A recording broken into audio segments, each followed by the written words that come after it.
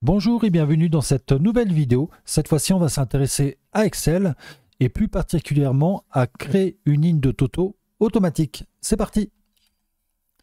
Alors souvent, quand on fait un tableau Excel, quand on recense certaines données de son entreprise, son activité ou autre, on a besoin souvent de faire des totaux de données pour faire la somme de chiffre d'affaires, de ventes, de commandes, les quantités qui sont en stock et ainsi de suite.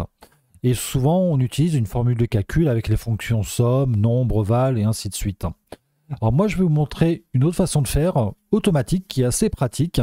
Alors vous connaissez peut-être déjà, suite à d'autres vidéos que j'ai pu faire, le tableau structuré Excel.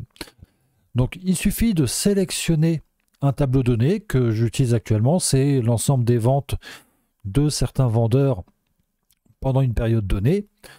Je clique à l'intérieur du tableau, peu importe la cellule, je ne suis pas obligé de sélectionner toute la plage de cellules.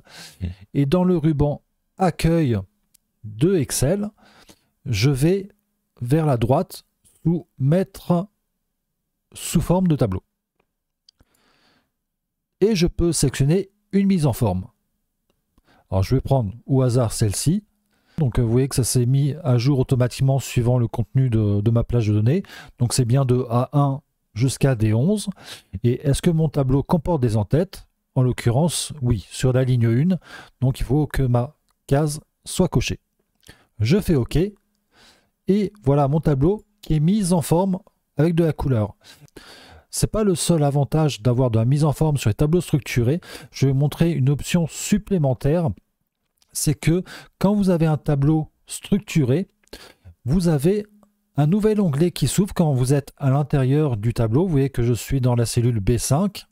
J'ai un nouvel onglet dans le ruban qui s'est créé, création de tableau. Alors si je clique à l'extérieur, vous voyez que cet onglet-là a disparu. C'est vraiment si vous êtes à l'intérieur du tableau. Dans l'onglet création de tableau, on vous propose différentes options et notamment une ligne totale. Par défaut, elle est désactivée. Alors si on l'active, vous allez voir que ça va rajouter une ligne de total pour chaque colonne. Et quand on se place sur une cellule de cette ligne-là, vous voyez qu'il y a une petite case à cocher comme une liste déroulante. Et c'est là que vous allez pouvoir choisir la fonction que vous voulez utiliser comme total. Alors en l'occurrence, je vais aller dans montant, où il y a les 2200. Je clique dessus et dans la liste déroulante, vous voyez que j'étais dans la fonction somme. Il fait la somme de toutes mes lignes sur la colonne D. Mais si je voulais le nombre, je sélectionne sur nombre et vous voyez que ça fait 10 parce qu'il y a 10 ventes. Alors on va justement s'exercer avec les différentes colonnes. Je peux très bien mettre la somme pour faire le chiffre d'affaires de la période. Les quantités vendues, on va faire pareil. Au total, combien on a vendu de produits. Donc je réutilise la fonction somme. Et sur la colonne date vente, alors moi ce que je vais faire, c'est de calculer le nombre de ventes. Et je clique sur nombre. Comme ça, j'ai les totaux qui s'est mis automatiquement.